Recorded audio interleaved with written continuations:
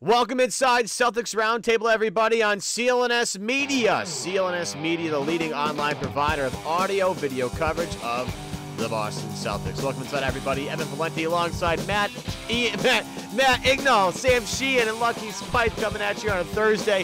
What time? I don't know. Just real quick, real exciting news. We have our own editing crew now. Shout out to Liam. Shout out to Akshay. The guys that are helping us out, put this together, make it a little bit more, the production a little bit better for you guys and for us. So shout out to those guys. I'm not sure this is going to happen, so just bear with us. But going to have some fun stuff coming your way relatively soon. But coming at you on a Thursday, and some interesting news coming to us, some via David Griffin. We'll get to that in a little bit about Kyrie Irving, his thoughts on Kyrie Irving, of course, on The Jump on ESPN.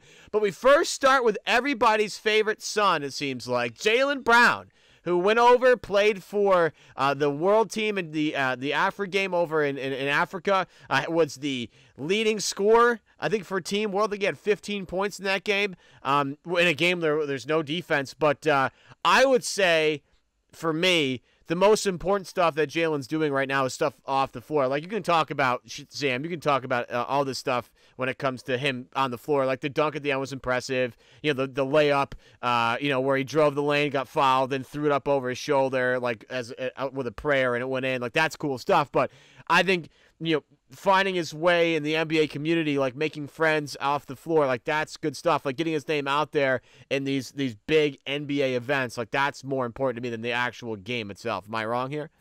No, I mean I think that that's what you want to be looking for when you're developing a good young stud, and you want to and you are sort of trying to walk that middle line between contending now and in the future being ready for whatever opportunities as your young Nets picks and hopefully this Lakers pick, or I guess maybe Kings pick, these guys mature. You want these guys to have clout and status throughout the league, to be fun to play with. I think it definitely, we've seen how much like guys liking each other have affected the league. Like that's what happened in Miami. That literally shaped 4 straight finals.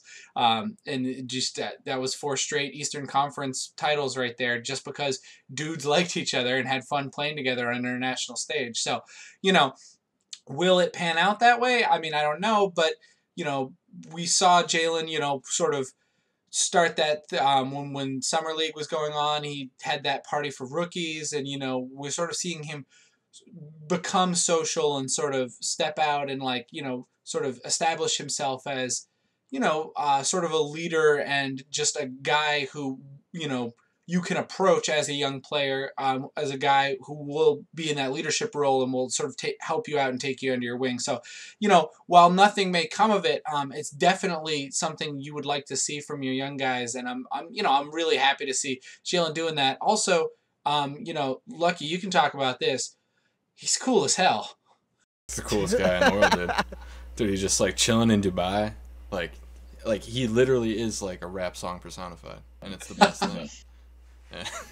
And he's just that pic of him in Dubai is like a rap album cover photo. Yeah, so that was his comment. That was like, he's like, yeah, is this my next album cover? Maybe. He makes beats, so probably gonna happen. I think Jared Weiss, shout out, who was on this show, actually replied to him on Twitter, and he got back to him about him being on Amigos album cover. Amigos. Yeah. It's like, when you gonna be with Migos? And he's like, face slam. See, that's all good stuff. I don't know. I mean, I think as far as the international competition, I could, sort of take or leave it at this point. But I think it's really cool to, see him, do a lot of that stuff. Well, the MJ move. Yeah, by the way, that like push dribble, how fast he moved, gathering that ball. I mean, it was just ridiculous. I continually marvel at his first step, but relating to the things that he's been doing, as Sheehan pointed out with, the under 21 party, and just being more social. Like I think that was one of the main reasons why the Celtics drafted him, and they even apparently had him above Brandon Ingram on their big board. So I think that his personality was just a major selling point, and it's becoming more and more apparent to Celtics fans why that is. Well, Remember when people that draft thing came out that he was like too smart for the NBA and he just, he comes off a little You remember that came out? That was a real thing. People came out with he's too smart. Maybe he's too smart for his own good because he questions things. No, seriously, there was just a concern among some GMs.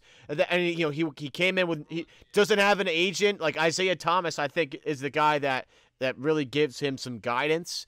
But he has, no agent. Not a lot of guys do that. He's obviously pretty inquisitive. He took, graduate level courses at Cal, which is cool for a freshman. That's pretty great. I'll give you props for that. He's big into chess. He's big into like studying other languages, which is cool. Just that perception of he's too smart to like, no, this is ridiculous. The things that he's been doing, like I agree with Sam 100% on this. He's clearly becoming a guy that everybody kind of likes being around. Like that party was a great idea, and it gives a lot of people that don't know him a chance to meet him. Like guys that he only knows really on the floor, or guys in the rookie class that he hasn't met yet, a chance to kind of get to know him and get to know each other. Like that's great stuff. And sometimes when three guys want to team up and run the NBA, like that's going to only pin into the Celtics' favor with a guy like Jaylen Brown. I can't believe how easily this guy kind of gets it. Like I always talk about in terms of dominating the media, getting it. Like Marcus Smart got it as soon as he got drafted by the Celtics. He knew exactly what to say, when to say it, and could kind of carry that Celtic pride thing. Like James Young didn't really have that. I feel like Jaylen Brown from the jump has kind of been a Celtics guy. He carries himself well in interviews, is an intelligent guy, clearly works well with Brad Stevens, but in terms of nailing all the off the court stuff, Jaylen has been just so much fun to watch. And like he does all these commercials, it's just great to watch a 21-year-old figure all this stuff out kind of on the fly. Yeah, and I mean, I want to put a little sour with all the sweet we're laying on Jaylen right now. Right. At the end, I do want to like kind of pump the brakes. Some of that stuff, it obviously will not. I'm not saying that he will definitely, be at the center of some sort of, Miami super team exodus like years and years from now with like if Ingram pans out, him leaving LA to come here or something like that. But I'm more and I think that something else we do need to bear in mind is Jaylen was at the bottom of the team in plus minus last year. And I think that that's not without merit. This is where the eye test and actually watching games kind of comes in, because I think if you watch the games, yes, Jaylen would have defensive lapses. He would play bad.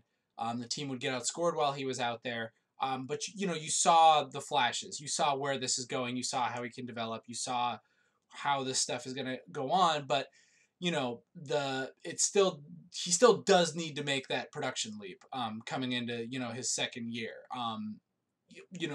At a certain point, promise and talent sort of stop mattering. I don't want to say next year is like a be all end all, but sometime in the next couple of years, if we really want Jaylen, or if Jaylen, in order for Jaylen to get where I want him to get, I guess, which is a guy who is at least got an outside shot of all-star games someday. You'd like to see maybe that second, third year when these guys start to develop. You'd like to see him sort of maybe take one of those mini leaps this year. Yeah, he could run out of potentials in a few years, but he did perform a lot better overall when he was surrounded by starters or other good players. I think most people, most players perform better when they're surrounded by better talent.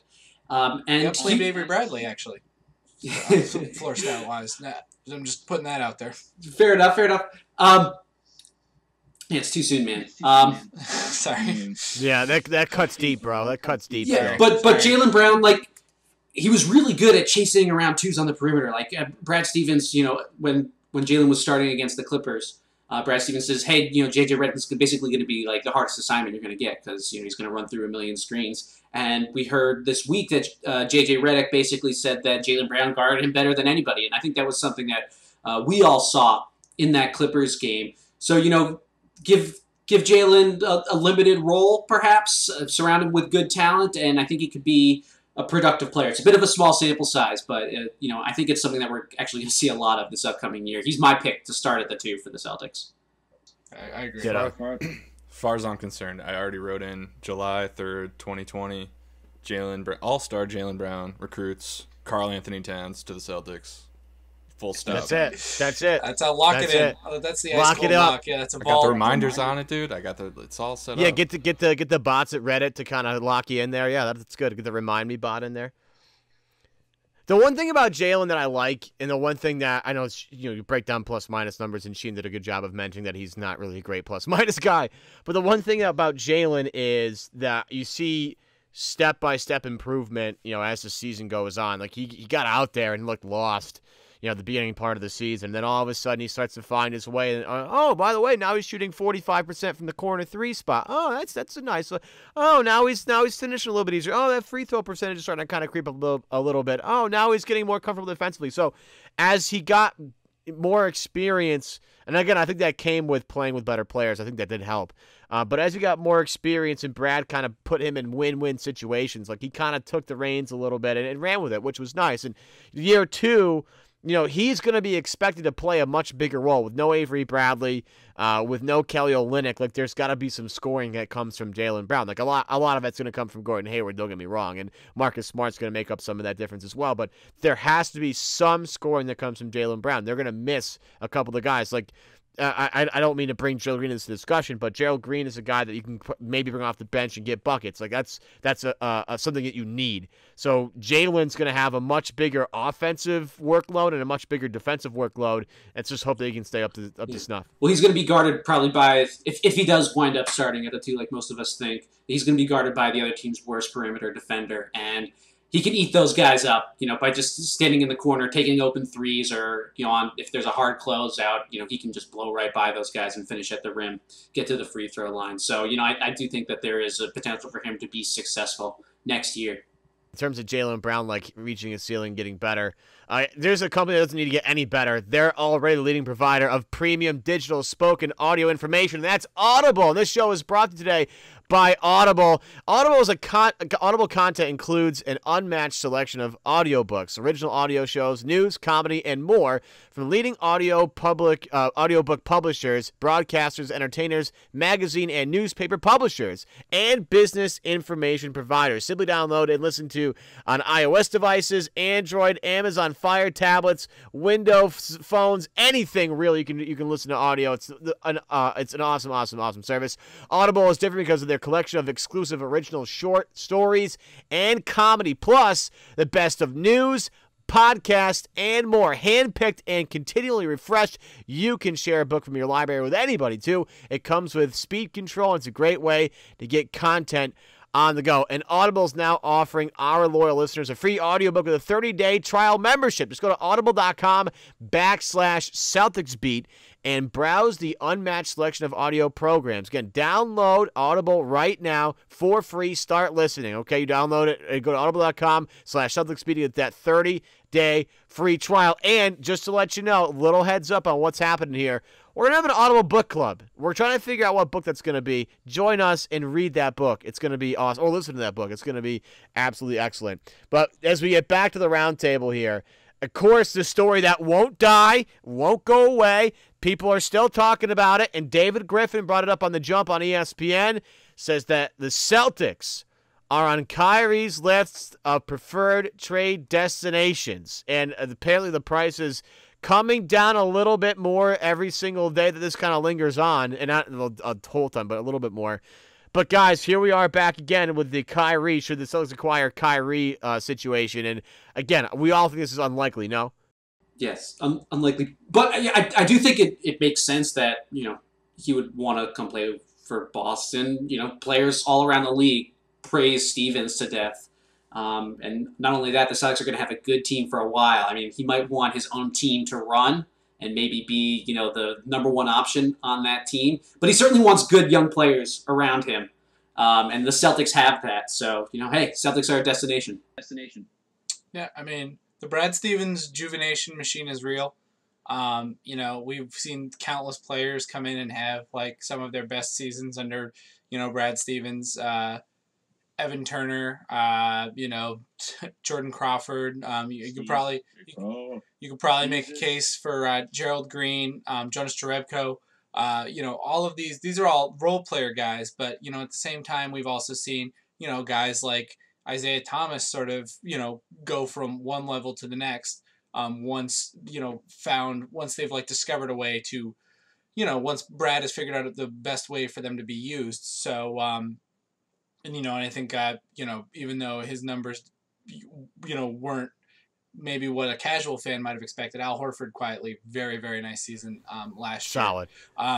So great playoffs. I think that I just think that it makes sense that Isaiah Thomas, that Celtics are on Kyrie Irving's short list, and I think it's great for the Celtics, that they are, they've sort of vaunted themselves into this place where they are competitive enough and yet have the assets to be a place where players are looking if they want to, sort of take that next step towards, accumulating wins, being in championships, while also, not having to do the LeBron thing and skip town and leave a smoking pile of ruin in their, in their wake when they leave. They can sort of see the Celtics as a place to dig in long term.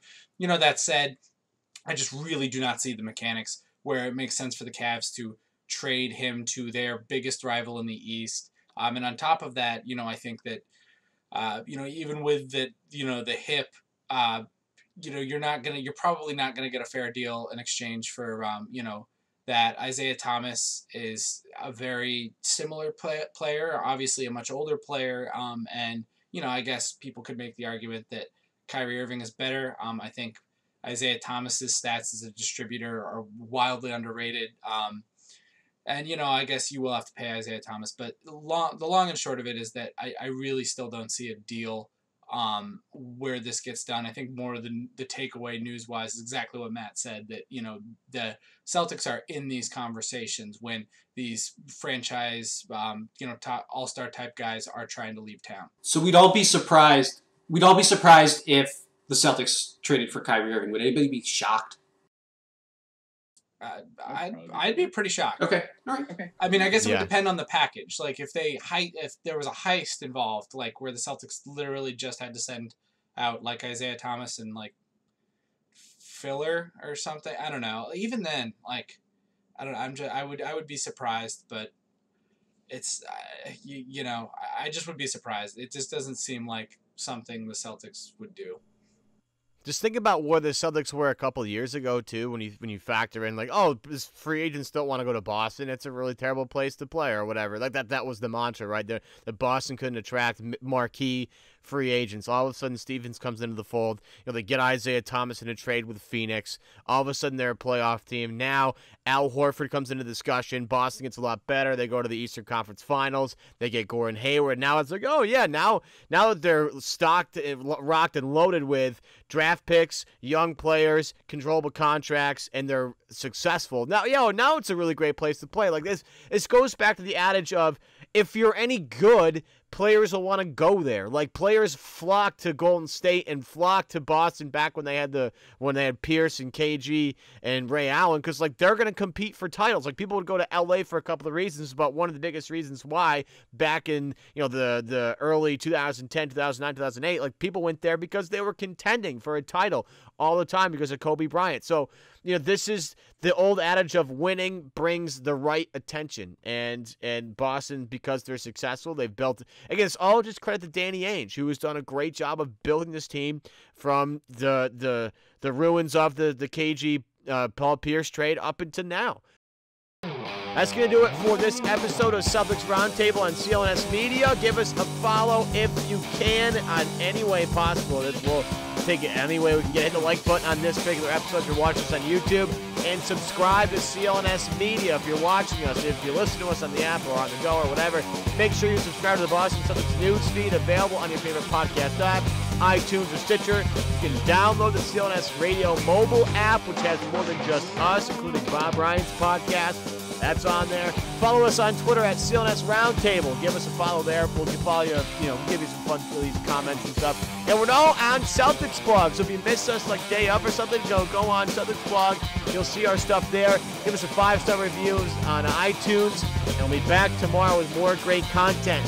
Danny Ainge on Dan Patrick's show. Had a lot of fun stuff to say. We'll tackle that and more next time on Celtics Roundtable on CLNS Media.